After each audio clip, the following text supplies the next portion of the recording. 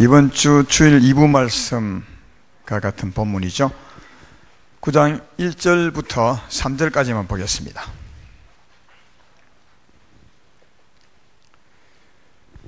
자, 제가 봉독합니다. 신명기 9장 1절부터 3절까지. 이스라엘아 들으라. 내가 오늘 요단을 건너 너보다 강대한 나라들로 들어가서 그것을 차지하리니 그 성읍들은 크고 성벽은 하늘에 닿았으며 크고 많은 백성은 내가 아는 아낙 자손이라. 그에 대한 말을 내가 들었나니 이러기를 누가 아낙 자손을 내게 당하리요 하거니와 오늘 너는 알라. 내 하나님 여호와께서 맹렬한 불과 같이 내 앞에 나가신즉 여호와께서 그들을 멸하사 내 앞에 엎드러지게 하시리니 여호와께서 내게 말씀하신 것 같이 너는 그들을 쫓아내며 속히 멸할 것이라. 아멘. 오늘 수요일 제목은 우리가 싸워서 이겨야 할 적들, 이런 제목으로. 이 구약 성경에 보면 그 전쟁이 참 많습니다. 이 영적 전쟁에 대한 설명이거든요. 끊임없이 전쟁하고 이기고, 이길 때 자유함이 오고, 또 이길 때 승리와 평안함이 있음을 볼 수 있습니다. 그래서 이 적을 꼭 잘 아셔야 우리도 승리할 수 있고, 또 승리해야 신앙생활에 참 자유와 평안을 얻을 수 있습니다. 한번 오늘 제가 좀 뭐랄까요, 우리가 일평생 싸워야 될 적을 좀 말씀을 해볼 테니까 여러분 실력을 발휘해서 한번 서로 답을 주고받으면서 말씀을 들어보면 참 좋겠습니다. 그동안 많이 들었으니까 충분히 알 수 있는 그런 내용입니다. 또 아름다운 교회 성도님들 실력이 좋으셔서 잘 아시리라 생각이 됩니다. 그래서 말은 하지 않지만 서로 답을 주고받으면서 한번 말씀을 들어보면 좋겠다 한 겁니다.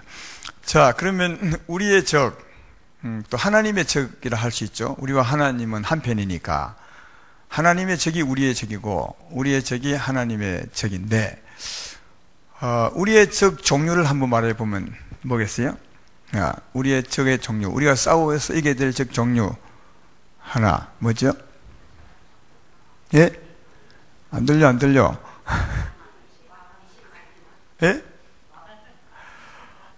제일 처음 싸워야 될 적. 그러니까 이게 이렇게 물으면 답을 잘 못하죠. 근데 이제 설명을 하면 또 다 이해할 수 있는 내용입니다. 우리가 제일 처음 싸워야 될 적은 이제 악한 영들이죠. 귀신들이라 할 수 있어요. 두 번째는 뭐죠? 네, 그 다음부터는 헷갈릴 거라. 크게는 이제 세 가지 적이 있는데, 이제 알면서도 실제로 설명하라면 잘 모릅니다. 그래도 여러분들은 많이 아는 편일 것이라고 생각이 드는데, 이 세 적을 알고 이기지 못하면 결코 온전한 자유와 평안이 없고 하나님의 은혜를 온전하게 누릴 수 없습니다. 우리가 힘들게 사는 것은 이 적을 모르기 때문이고 또 알아도 못 이기기 때문에 그렇습니다. 적은 우리의 삶을 방해하거든요. 그러니까 이 적을 잘 알고 이겨야 온전한 자유와 은혜의 삶을 살 수 있습니다. 구약에는 이 적이 참 잘 나와 있어요. 그래서 이제 구약을 설명하면서 오늘날 우리의 적이 무엇인가를 한번 말씀을 해보려고 합니다. 구약에 보면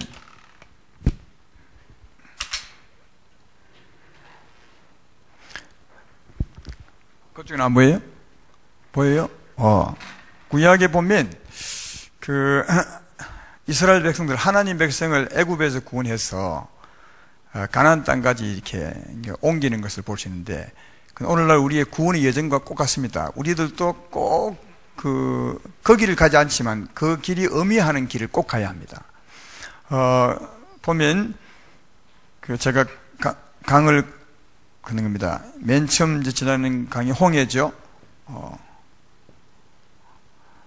글을 좀 못 써도 이해를 하십시오. 그 다음 강을 두 개 건너가요. 그 다음 강이 무슨 강이죠? 요단강이죠. 예. 그러면 홍해 건너기 전에는 어디입니까? 예. 애굽 땅이죠, 애굽 땅. 애굽 땅. 그 다음 홍해 건너서는 이제 광야죠. 이건 광야입니다. 요단을 건너서는 이제 지난주에 말했던 것처럼 약속의 땅입니다. 예. 젖과 꿀이 흐르는 땅이라 하고 하나님이 우리에게 준 약속의 땅인데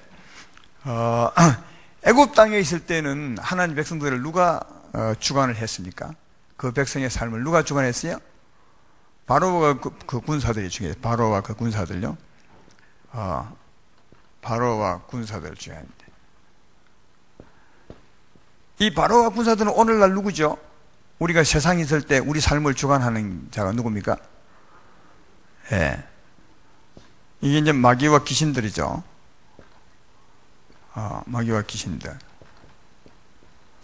마귀와 귀신들이 주관했고, 홍해를 건너 광야에서는 이제 누가 우리 삶을 주관합니까?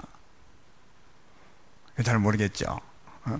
귀신은 이제 갔어요. 귀신은 뭐 어떠라고? 광야에서는 누가 주관하냐 하면, 나중에 말하겠지만, 하나님과 하나님과 그 백성만 있었는데, 광야는, 백성의, 하나님의 주관을 받고 산 것이 아니라, 하나님의 주관을 받아야 함에도 불구하고, 백성이 지 고집대로 산 것이 광야.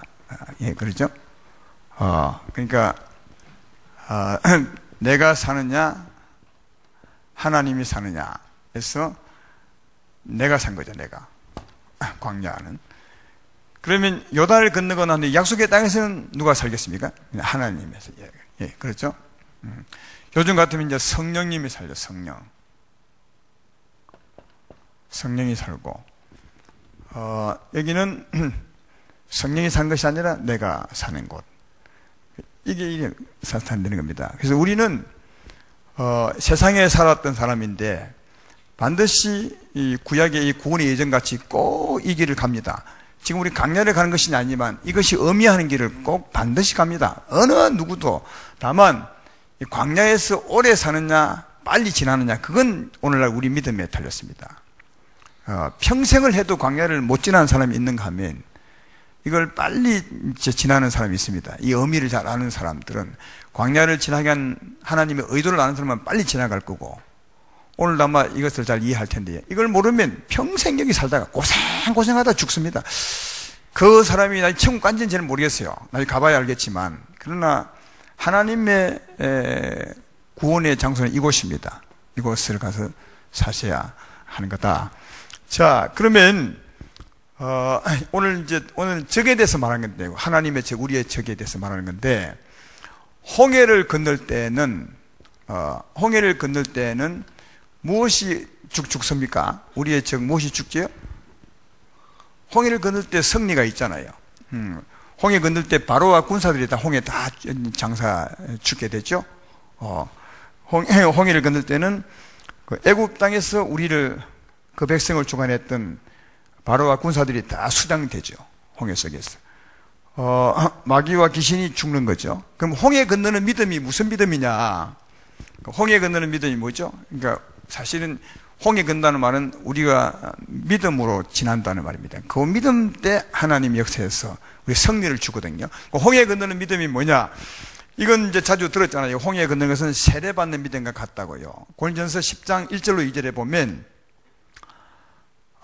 보입니까? 말씀? 예, 거기 보면 이런 말씀 있잖아요. 형제들아, 나는 너희가 알지 못하기를 원하지 아니하노니 우리 조상들이 다 구름 아래에 있고 바다 가운데로 지나며 모세에게 속하였다 구름 가운데 세례를 받고, 요즘은 이제 세례 받을 때 침례교는 물 밑에 푹 이제 빠뜨려서 세례 받지만, 우리 이제 장로교 같은 데는 좀 약식으로 물을 이제 머리 위에 올리지 않습니까? 머리 위에 올린다는 말은 사람이 물 밑에 들어갔다는 말이거든요. 그래서 홍해 건너는 말은 물 밑에 들어간다는 말이죠. 그러니까 세례받는 믿음이 물 밑에 들어간다는 말은 죽는다는 말인데, 누구와 함께 죽느냐 하면 예수님과 함께 내가 죽은 것을 믿는 게 세례죠. 홍해 건너는 것은 요즘 우리에게는 예수의 죽음과 함께 내가 죽었음을 믿는 거예요. 아시겠죠? 그러니까 그 백성이 홍해를 건널 때 하나님이 역사하사 바로와 군사들을 전부 멸해버렸어요. 오늘날도 마찬가지로 우리가 세례받는 믿음, 예수님과 함께 내 죄의 몸이 죽었음을 믿을 때, 그때 하나님이 역사하사 그동안 우리를 괴롭혀온 뭐죠? 마귀와 귀신들을 전부 쫓아내고 멸하시는 거죠. 이런 일이 실제로 있는 겁니다. 그러니까 세례받는 믿음을 가질 때 실제로 있는 겁니다. 그걸 이제 구약에서 이제 보여주고 있음을 알 수 있다. 왜 세례받는 믿음을 할 때 하나님이 역사에서 귀신들을 쫓아내겠습니까? 세례받는 믿음은 예수와 함께 내가 죽었음을 믿는 거죠. 예수님의 죽음이 내 죽음을 믿을 때 내가 죄에서 벗어나 의롭게 되는 겁니다. 그러니까 세례받는 믿음은 죄에서 벗어나는 거죠. 죄에서 벗어나면 누가 우리를 건드리지 못하냐면 귀신들이 먼저. 왜? 귀신들이 쏘는 것은 죄입니다. 귀신들은 언제나 우리가 죄인이기 때문에 우리를 주관하거든요. 이 죄에서 벗어나면 귀신이 우리를 못 씁니다. 그래서 하나님이 역사에서 귀신을 쫓아내죠. 멸해버리는 거죠. 그래서 홍해를 건넌다는 말은 예수님과 함께 죽었음을 믿는 것이니까, 다르게 말하면 예수로 말미암아 죄의 사함을 받는 겁니다. 이때 하나님이 역사에서 그동안 우리를 죄인 때문에 괴롭혀왔던 그 귀신들을 전부 멸해버리고 귀신에게서 벗어나게 되는 거죠. 그러니까 우리의 믿음으로 벗어나는 겁니다. 우리가 믿을 때 하나님이 역사하는 거죠. 그러니까 우리 믿음이 없으면, 홍해 건너는 믿음이 없으면 결코 자유함이 없죠. 이 귀신에게서.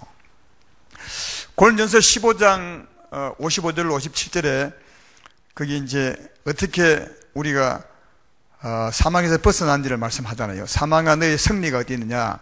사망아 내가 쏘는 것이 어디 있느냐? 사망이 쏘는 것은 죄요. 나와 있죠? 사망이, 귀신들이 우리를 건드릴 수 있는 근거는 죄라는 거예요. 죄에서 벗어나면 사망이 우리를 못 건드려. 하나님이 역사에서 쫓아버려요. 그래서 그 다음에 우리 주 예수 그리스도로 말미암아 우리에게 승리해 주시는 하나님께 감사하노니, 그러죠? 우리 주 예수로 말미암아 죄에서 벗어날 수 있잖아요. 내 말 믿음 아멘 합시다. 그때 이제 예수님을 믿음으로, 예수와 함께 세례를 받음으로 우리가 죄에서 벗어나죠. 근데 하나님이 역사해서 귀신들을 전부 쫓아버리고 귀신에게서 자유함을 주는 거죠.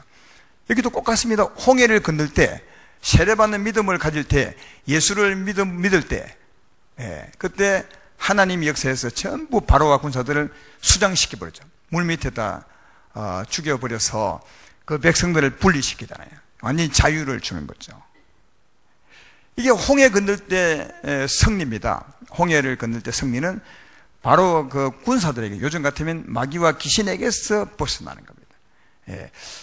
또 홍해 건널 때는 누가 건너라 해서 그런 것이 아닙니다. 스스로 꼭 건너야 되는 거예요. 스스로 세례받는 믿음이, 내 믿음이 딱 되면, 내가 예수로 말미암아 죄에서 완전히 벗어났습니다, 이 믿음이 딱 되면 그 사람은 이제 귀신에게서 승리할 수 있어요.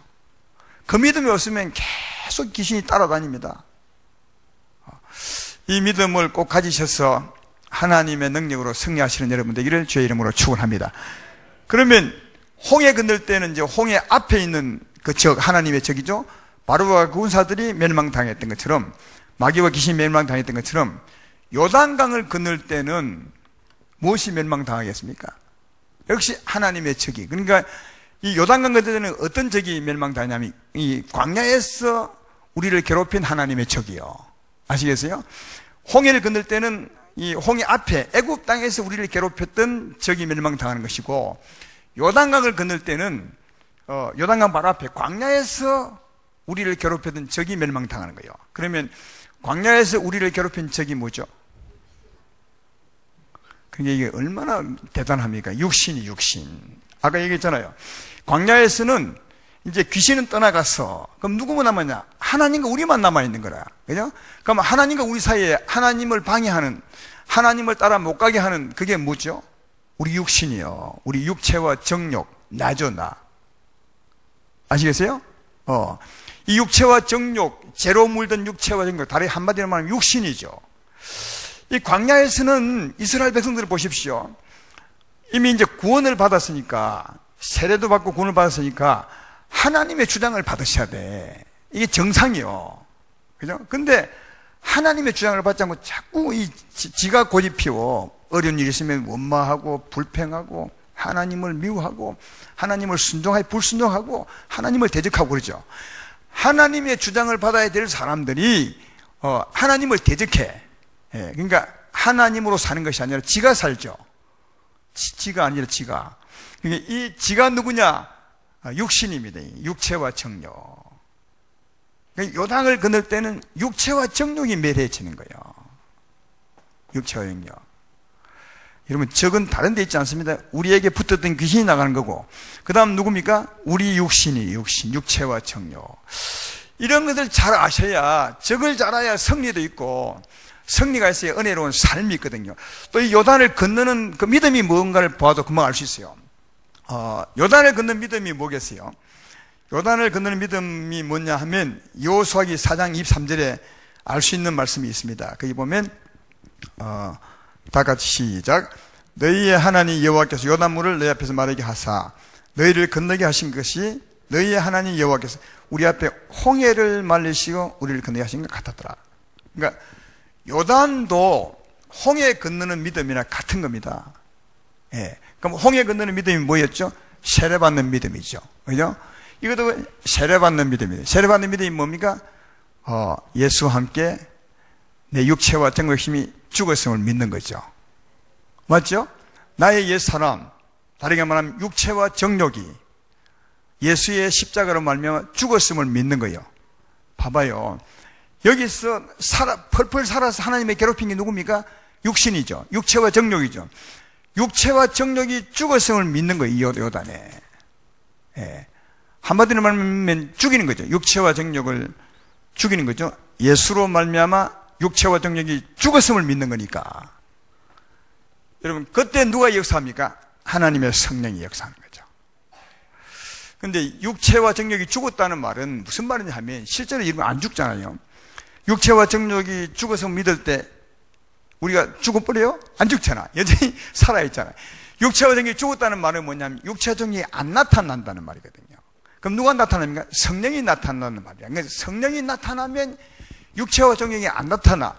내가 안 나타나는 거죠. 내 욕심과 근심, 걱정, 이 불평, 불만이 안 나타나죠. 성령이 충만하면.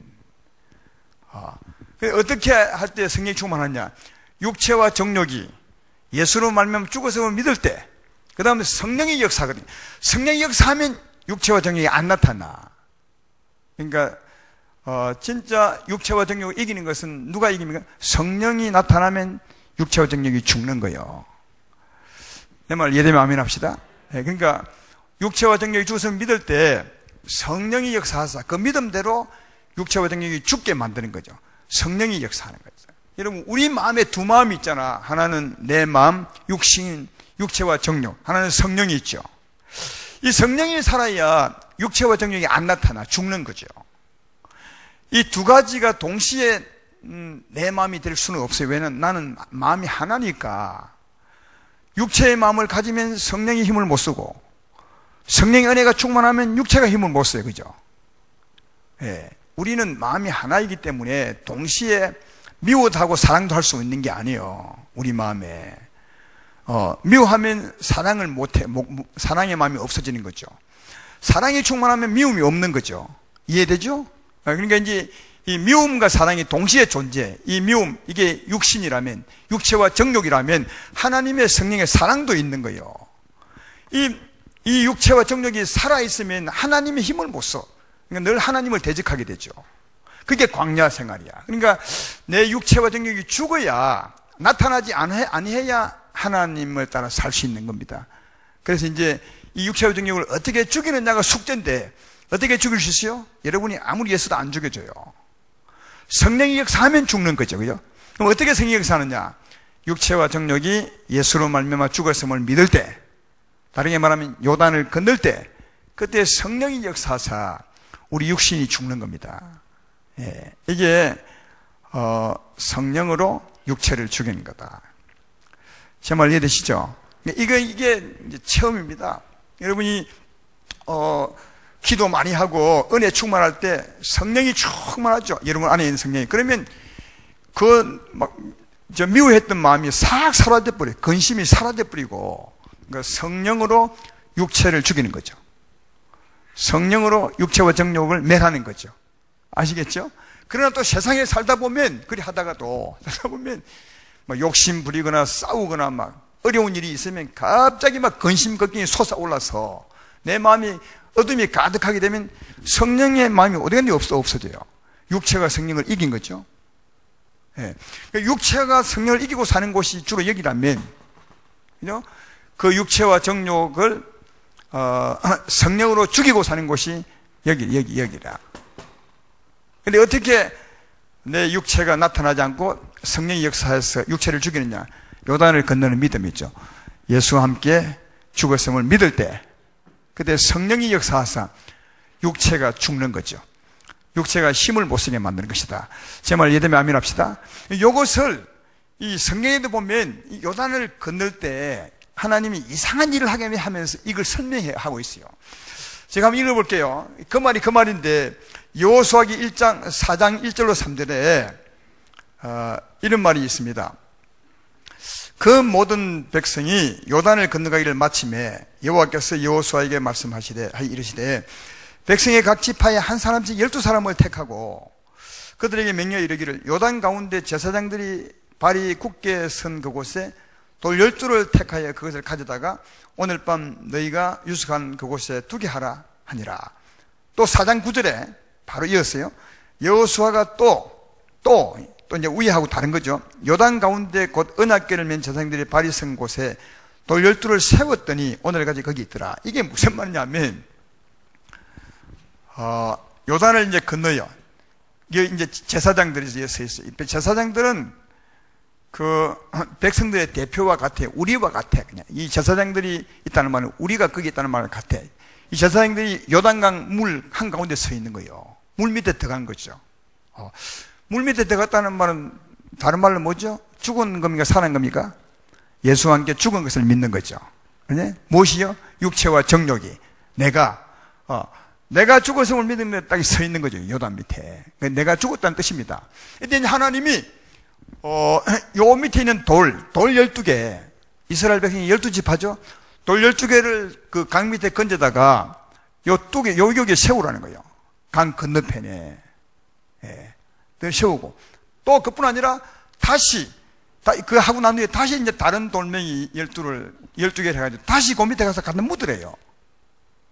이 이상한 일 하죠. 돌멩이를 꺼내서 요 바깥에 세우라 하더니 또다시 돌멩이를 또 그 밑에 가서 묻으래.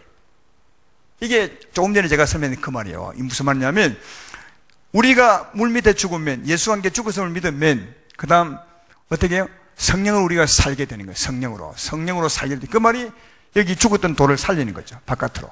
알겠어요? 우리가 죽을 때 성령으로 사는 게 되는 거다. 내가 죽으면 성령이 사는 거다. 그래서 이제 돌멩이 12를 밖에 세우는 겁니다. 살았다는 말이죠. 네가 죽으면 성령으로 사는 거다. 성령으로 살면 진짜 육체가 죽는 거죠. 성령이 충만하면 육체가 진짜 죽죠. 그래서 다시 돌멩이 12를 묻어라. 그 말입니다. 이게 이제 우리 경험입니다. 우리가 십자가를 믿게 되면, 내가 예수와 함께 십자가에 죽었음을 믿게 되면, 육체와 정욕이 죽었음을 믿으면 성령이 살게 되는 거예요. 이건 이제 돌멩이 12를 강에서 건져 올리는 거죠. 그죠? 성령이 살면 진짜 육체와 정욕이 안 나타나 죽어요. 성령이 충만하면 내가 안 나타나더라. 내가 죽게 되죠? 그러니까 이게 성령이 살면 진짜 육체와 정욕이 죽게 돼. 그래서 다시 돌멩이를 갖다 묻으라는 거예요. 이것은 조금 전에 말했던 것을 설명하는 것임을 알 수 있다. 이 설명을 잘 못 알아듣는 것 같은데. 이해는 됐지요? 예. 그러니까 여러분, 우리가 죽는다는 말은 내 육체가 안 나타난다는 말인데, 내 근심, 걱정 이런 게 안 나타난다는, 이게 안 나타나는 것은 성령이 충만해야 안 나타나는 거 아닙니까? 그러니까 성령이 충만해야 실제로 내가 죽는 거라고요. 이해되죠? 예. 그래서 이제 내가 죽을 때 이제 성령으로 사는 것처럼 돌을 밖에다가 옮기는 겁니다. 살았다는 말이죠. 그러니까 내가 성령으로 살 때 진짜 육체와 정욕은 죽는 거라고. 다시 돌을 묻는 거죠. 그 말을 이렇게 설명하고 있으면 오늘날 십자가로 충분히 설명이 될 수 있다 하는 겁니다. 그런데 한 가지 알고 넘어야 될 것은, 요단을 건넌 믿음이나 홍해 건넌 믿음이나 믿음이 같습니까? 틀립니까? 그 설명했잖아. 요단을 건널 때도 홍해를 건넌 것처럼 건너고 했죠. 그러니까 요단을 건넌 믿음이나 홍해를 건넌 믿음이나 믿음이 같죠. 누구 믿는 겁니까? 예수 믿는 거죠. 근데 예수의 죽음과 함께 죽었음을 믿는 세례받는 믿음이지만 체험적으로 보면 많이 틀려요. 체험적으로 보면 왜 틀냐면 홍해를 건넜을 때도 세례받는 믿음 아닙니까? 세례받는 믿음이 예수와 함께 내가 죽었다는 건데, 그죠? 그러니까 예수와 함께 죽었다고 믿는다면 요 홍해 건너고 난 뒤에 지가 살아야 됩니까? 아니면 안 살아야 됩니까? 안 살아야 되는데 지가 살아. 알아요? 그러니까 그 믿음대로 지가 되었다면 광야에서도 자기가 안 살고 하나님으로 살아야 맞아. 근데 그렇게 믿음으로 홍해를 건넜으면서도 실제로 그 믿음대로 안 살고 지가 사는 거예요. 예. 그렇죠? 이게 믿음과 삶이 틀린 겁니다. 이게 엇박자가 되는 거죠. 왜냐하면 사실은 이제 여기서 세례받는 믿음으로 내가 죽었음을 믿지만 여기 홍해 건널 때는 내가 왜 죽어야 하는지를 이유를 몰라. 그래서 못 죽는 거예요. 세례받는 믿음으로 홍해를 통과하지만 실제로는 그 믿음 같이 못 사는 거다. 그러나 요단을 건널 때는 달라요. 왜? 광야 체험이 있어. 광야를 살아가는 의도가 뭐랬으면 하나님이 주신 의도가요. 너를 보고 하나님 보는 거예요. 나를 본다는 말은 나를 아무리 보아도 선한 게 없어. 악해. 육체와 정욕밖에 없어. 하나님을 대적하는 것밖에 없어. 그리고 이놈이 죽어야 하나님으로 산다는 것을 경험하게 되는 거죠. 나를 보고 하나님 보니까. 나를 의지하지 않고 하나님을 의지하는 자가 되죠. 광야를 경험하면서 하나님 뜻대로 지나면. 그러면 광야를 경험한 사람은, 하나님 뜻대로 지나간 사람은 뭘 하냐, 어떻게 생각하냐면 이 육체와 정욕이 죽어야 하나님으로 살 수 있구나. 이놈이 살면 계속 하나님을 방해밖에 못하는구나. 이놈이 죽어야 하구나. 이런 믿음을 갖게 되죠. 그러니까 그 믿음으로 육체와 정욕이 죽었음을 믿음으로 홍해를, 요단을 건너는 거죠. 그러니까 요단 건널 때는 예수 믿는 믿음대로 딱 건너지만 여기는 아직까지 여기서는 세례받는 믿음으로 건너지만 그런 경험이 없기 때문에 자기가 왜 죽어야 하는지 모른다고요. 그래서 같은 믿음으로 건너지만 전혀 다른 믿음이 있죠. 여기는 예수님과 함께 죽어 세례는 받았지만 그냥 예수님이 내 죄를 대신하여 죽었다는 믿음 정도 그 수준이고, 여기는 진짜 예수님을 믿는 믿음, 예수의 죽으심은 육체와 이 죄의 몸을 죽인 것입니다. 이제 내가 성령으로 살기 원합니다. 그 온전한 믿음을 가질 수 있죠. 이해가 되죠? 요 정도 잘 이해 못하는 것 같은데 아멘 몇 명 해도 다 이해 못해도 괜찮아요. 그러나 앞으로 꼭 이 일을 이해하고 가야 돼요. 왜냐하면 누구든지 이 일을 가야 돼. 이 믿음으로 가지 않으면 결국 하나님이 주고자 하는 약속의 땅에 못 가요. 못 가면 은혜로운 삶을 결코 살 수 없어요. 이걸 우리가 아셔야 돼. 자, 이제는 이제 두 강을 건넜어요. 홍해를 건널 때 이제 마귀와 귀신이 떠나갔고, 요단을 건널 때 이제 내 육체와 정욕도 이제 무너지고, 왜? 성령이 나를 차지하게 됐어. 그러니까 이제 생각해 보면 귀신도 가고 악한 영도 가고, 하나님 일을 발견하는 육체와 정욕도 힘을 못 쓰고 성령이 막 내 마음과 생각을 차지하는 거예요. 성령 충만하게 된 거죠. 성령의 은혜와 능력이 충만한 거죠. 그게 홍해를, 요단을 딱 건넌 거예요. 자, 여기 건너고 난 후에는 그럼 적이 없습니까? 있습니까? 적이 있나 없나요? 그냥 그 땅을 차지한 것입니까? 아니면 땅 속에 쫓아낼 적이 있었습니까? 없었습니까? 쫓아낼 적이 있었어요. 7족속이 있었어요. 7족속.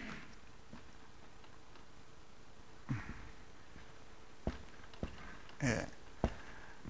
여기 약속의 땅에 쫓아낼 족속이 많았잖아요. 근데 7족속이라 하는데 실제로 7족속이 아니에요. 여러 족속입니다. 창세기 15장 15절로 19절에 보면 아브라함에게 약속한 말씀인데, 거기 보면 이제 나오잖아요. 겐 족속, 그니스 족속, 감몬 족속, 헷 족속, 브리 족속, 르바 족속, 그 다음 아모리, 가나안, 기르가스, 예부스, 이런 족속이 많아요. 여기는 보니까 11족속이 되고요. 또 출애굽기 3장 8절에 보면 모세에게 하신 말씀인데, 거기는 보면 아름답고 광대한 땅, 적각꿀이 흐르는 땅, 곧 가나안 족속, 헷 족속, 아모리 족속, 브리 족속, 히위, 예부스 족속. 여기는 6종류밖에 없어요. 그러니까 여기에 적은 몇 종류가 중요한 게 아니에요.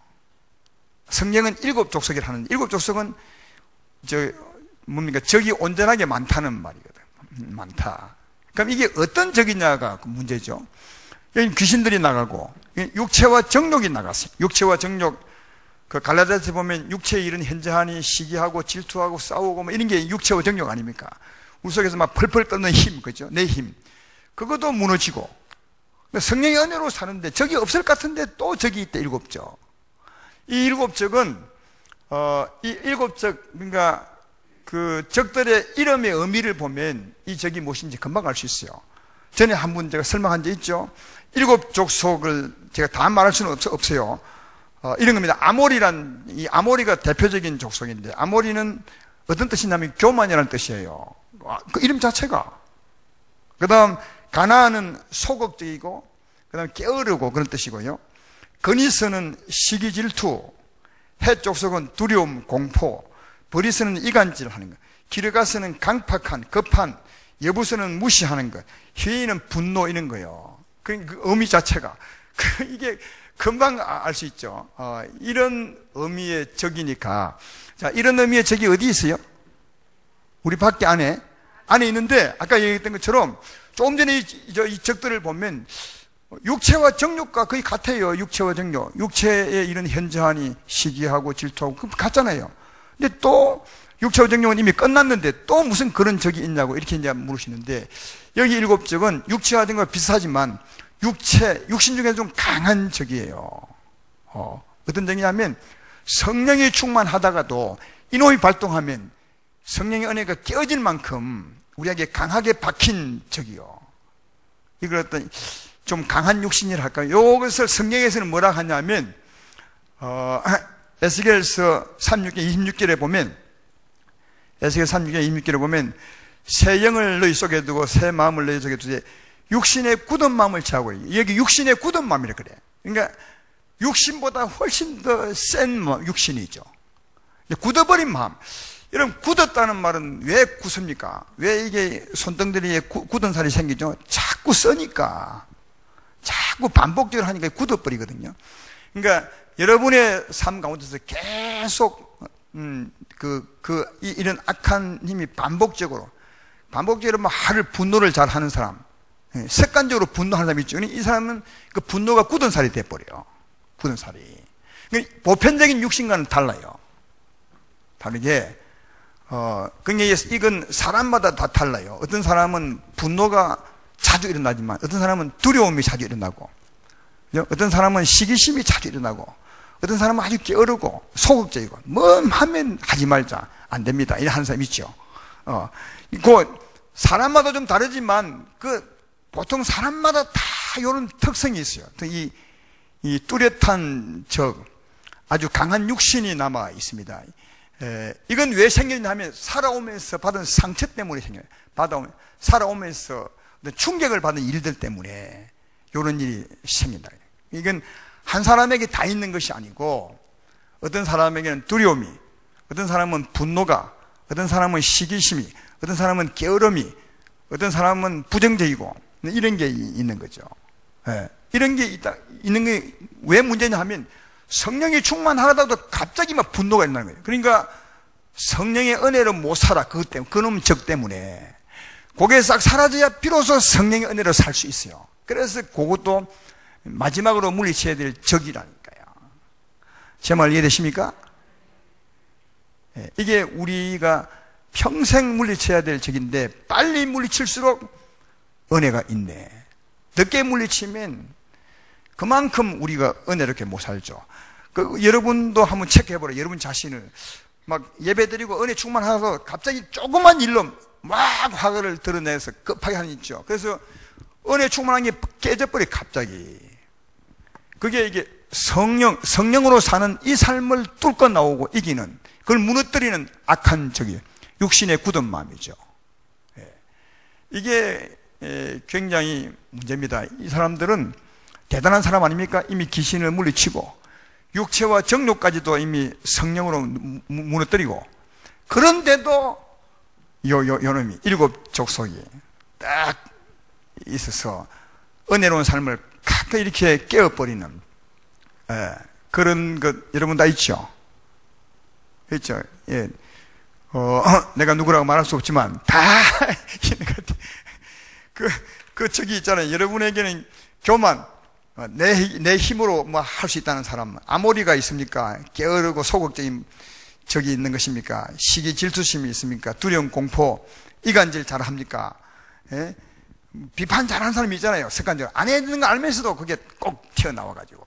예, 이게 내 은혜로운 삶을 깨어버리는 그게 있는 거죠. 요게 가나안 땅, 최후 마지막 적입니다. 근데 이게 왜 생겼냐, 그걸 아셔야 돼.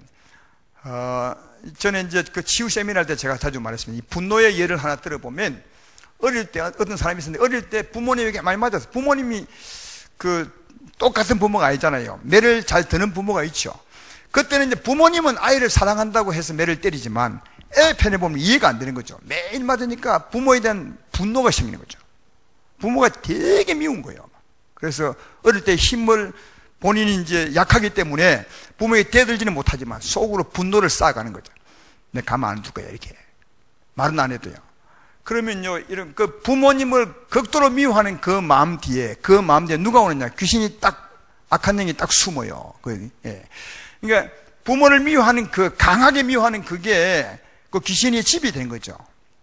딱 그 뒤에 숨어서 있는 거죠. 그래서 부모님들이 미워할 때 되면 이 분노가 나타나거나, 부모님처럼 누군가 자기를 미워하면 계속 이 분노가 표출이 되는 거죠. 표출이. 이런 사람들은 크면 어릴 때 그 상처로 인한 것 때문에 사회생활 등에 하기 힘들어요. 누가 조금만 건들면 막 분노가 일어나는 거죠. 그러냐, 그 뒤에 숨어있는 그놈이, 부모님을 위한 그 마음 뒤에 숨어있는 악한 영이 계속 부추긴다고요. 예. 그러니까 이 가나안 땅에 적은 특성이 있어. 두 가지 특성이 있는데, 하나는 뭐냐, 강한 성을 구축해야 돼. 강한 성을 구축하고 있고, 그 성 안에 숨어 있는 거죠. 맞죠? 오늘 본문이 그걸 말하잖아. 오늘 본문의 1절, 2절은 그걸 말하잖아요. 성이 견고하고, 그 다음 거기에 숨어 있는 사람이 되게 강하다고요. 강해. 그걸 뭘 말하느냐. 그 성이 뭐입니까? 왜 이 악한 영이 거기 숨어 있냐. 이게 부모님을 극도로 미워하는 그게 일종의 성입니다. 극도로 미워하는 걸 풀지 아니하면 어느 누구도 그 성을 못 무너뜨려요. 아주 견고한 성이죠. 부모를 그걸 미워하는 이게. 예. 그러니까 견고한 성 안에 이놈이 딱 숨어 있는 거죠. 또 이 분노지만 어떤 사람은 이제 무시를 당할 때가 있잖아요. 어릴 때 무시를 당해. 그러면 이제 무시당한 데 대한 억울함이나 분노가 있어요. 그래서 그런 사람들은 그 상처 때문에 누가 무시하면, 무시당한 그 억울함 같은 게 있죠. 그 억울함 뒤에 악한 영이 숨어서 살아오면서 누가 조금만 무시해도 막 화가 나는 거죠. 화가. 조금만 무시해도 있죠. 자기 말 안 듣는다고 막 화내는 사람 많죠. 그 사람도 어릴 때 무시당하는 그 상처가 있는 거죠. 그 뒤에 딱 거기 숨어 있어가지고 그런 일만 벌어지면 화가 나는 거지. 예. 그러죠? 그도 무시한 그 사람을 극도로 미워하는 그 성이 있는 거죠. 거기에 이놈이 딱 숨어 있는 거다. 얼마 전에 요셉 어린이집 때 문제가 많은데, 어느 TV 보니까 어린아이가 화장실을 안 갈라 한대. 화장실이 무서워서 밤만 되면. 그 TV 앞으로 본 분도 있을 것 같아. 왜 안 가느냐? 그 선생님이 이 아이를 화장실에 좀 몇 시간 동안 가두었어요. 그러니까 이 아이가 그 어두운 화장실에 있어서 굉장한 두려움을 느낀 거죠. 그래서 이 아이는 화장실만 보면 두려워서 벌벌 떠는 거고, 절대로 화장실을 안 가려고 하는 거거든요. 그러니까 이게 화장실에 갇혔을 때, 이 두려워하는 마음, 자기를 가두는 선생을 향한 미움이 있어요. 그 뒤에 이 두렵게 하는 영이 딱 숨은 거죠. 그래서 이 아이가 화장실 보면 막 두려움을 불러일으키게 하는 거. 그러니까 여기 7 적들은 다 그렇게 어릴 때 상처로 말미암아 생긴, 그 숨어있는, 마지막까지 여기도 안 나가고 육체와 정력이 무너도 안 나가고 딱 그 뒤에 숨어있는, 이런 사람이다. 이 사람이 승리할 수 있는 길은 뭐냐 하면 그 성을 풀어야 돼. 성을. 부모님을 극도로 미워했던 이 일종의 성이죠. 귀신이 숨어 있는 그 성, 그걸 푸셔야 돼. 부모님이 사과하든지 아니면 부모님을 용서하든지 그렇게 풀고 그 원인을 찾아 풀고 그래야 성만 무너뜨리면 금방 이놈들 나가는 거다. 예. 근데 이 싸움을 누가 하느냐? 이 싸움을 하나님이 한다고요. 오늘 이제 그 싸움에 대해서 말하는 게 이제 3절 말씀이거든요. 3절 말씀이 이제 보십시오. 오늘 너는 알라 내 하나님 여호와께서 맹렬한 불과 같이 내 앞에 나가신즉 여호와께서 그들을 멸하사 내 앞에 엎드러지게 하시느니 여호와께서 내게 말씀하신 같이 너는 그들을 쫓아내며 속히 멸할 것이라. 그러니까 이 마지막 적은 어떻게 이길 수 있냐 하면 우선은 내 적이 무엇인가를 아셔야 돼. 그래야 싸우잖아요. 그래서 여기 또 가나안 땅의 그 전쟁을 보면 그 싸울 대상이 다 틀렸어요. 그러니까 12지파가 있는데 그 지파마다 싸울 그 적이 다 달랐어요. 마찬가지로 여러분도 싸울 적이 다 다르죠. 어떤 사람은 분노하고 싸우고, 어떤 사람은 두려움과 싸우고, 어떤 사람은 시기심과, 그렇죠? 다 다른 것처럼 여기도 다 달라.